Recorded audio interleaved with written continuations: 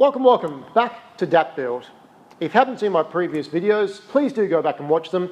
We are continuing progress today on my 1989 964 Porsche Turbo Replica. However, and I will say this now and not very lightly, I am giving up on doing this, what I'm doing right now. It is completely doing my head in for reasons that you may find out during the course of the video. I will reveal a bit more along the way, but it's been a hard decision because I've got to this point now and I just feel it's really not working out for me. So it's frustrating to hear, obviously, but at the end of the day, it's a decision that I've made and I'm going to stick by it. So it's a case of enjoying what you see here now, and we'll wrap up with something at the end. Cheers. So I've jumped ahead in time a bit now to get to the point where the A-frame is dropped off the car. The reason why I did this is because I couldn't really adjust things to how I needed with this in place. And of course, I did need to actually change the tub, moving it back, contorting it into place because of the way it was installed. Unfortunately, I couldn't do that because some of the bolts were being concealed by the A-frame. So I had to remove the A-frame in order to get to those bolts, which in itself proved quite enjoyable. Anyway, some of them, as we can see here, come right out. Majority of them came right out. No problems whatsoever. However, there was one which really did not want to play ball, and it means that I would need to cut open the frame in order to repair that particular one, which, as you can see here, it is in there, and, well, the bolt shouldn't be doing that. Yeah. Add to that, which I'll also show you in a second, is that in order to get this frame out, it was wedged in there, as in really clamped into place. I thought perhaps it was just rusted in there, and that wouldn't have surprised me given it was sitting out in the weather.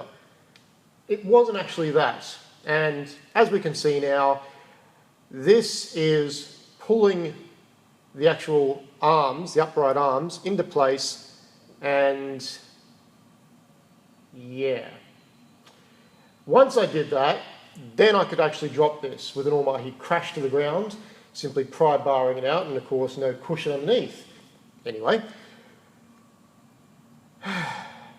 But then, of course, there were the body bolts. All of them here, and they're not all out. Well, to get to the nuts underneath was quite the effort. I had no ability to actually put a socket wrench under there, or a driver for that matter. I had to use an open-ended spanner and hold it at a slight angle in order to get enough grip. That, of course, meant that I kept slipping on the bolts on top. And then, of course, there was the odd bolt which just did not want to come out. There's still some stuck in there completely. Rusted in. I think I'm going to have to angle grind those ones off too, which is fun in itself because so limited space. Anyway, but that's taken us to where we are now. Definition of insanity. Doing the same thing over and over again, expecting a different result. Whilst the definition of madness, well, there isn't one. But I'm pretty sure it involves this car and trying to do tiny little adjustments in order to make a very big difference, which just isn't achievable. It's frustrating. It is. I should have known better. You learn as you go. I wish I hadn't hacked up the front end before coming to this realization. You learn as you go. At the end of the day, it's just been a very big, massive learning curve because I did not expect it to be just as bad as it is.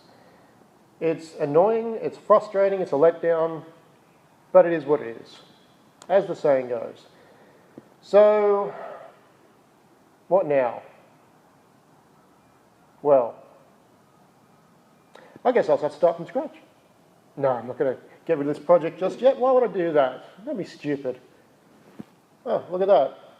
Oh, must have been a typo down there. Anyway, so I will, of course, be stripping this thing down to bare bones now. It is not worth fiddling anymore. It's not happening. Tub's coming off. Space frame coming off. Eventually, once I get the bolts out. After that, we'll be working on the original chassis first. We'll fix that up, get it in a good order, and that way we've got a level playing field. I can actually find out if there's any inconsistencies there, and of course, if I need to do any final adjustments or changes to that as well. After that, the space frame. Let's clean that up. Make sure everything's in order. I don't think it's sitting on here straight in the first place. I think it is slightly out, which of course doesn't help as well. So let's fix that. After that, tub. We need to fill these holes. These holes, I can't adjust the tub with the holes the way they are because they are where the through holes are. They need to be sitting up properly. Of course, as mentioned, this is out of whack. And of course, then adjust all the bolt holes alignment, push the thing over so it's sitting up. Hopefully then this goes into place. If it doesn't, run windscreenless. I don't think that's allowed. Anyway.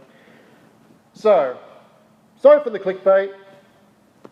You know, we have to do these things sometimes. Anyway, guys, there will be another episode, obviously. It is going to be the last episode I do for this year. So the following episode, you'll see what happens there. But episode 10 will be different to episode 11. Episode 11 is going to be a one-off. And then, of course, New Year's is where we continue on. So next week, I'm probably just going to do a bit more removal. We'll do a bit more inspection and examination before we actually look at removing this tub. I've got to do a lot of clean up here because I don't know where I'm going to actually put this tub in the first place. Again, I've only got so much space. You know, ignore over there. Anyway, guys, thank you very much for joining me. As always, like, subscribe, comment below, etc. Tell your friends, tell your family, tell your neighbour about how much of a I am. Anyway, guys, until next time, cheers.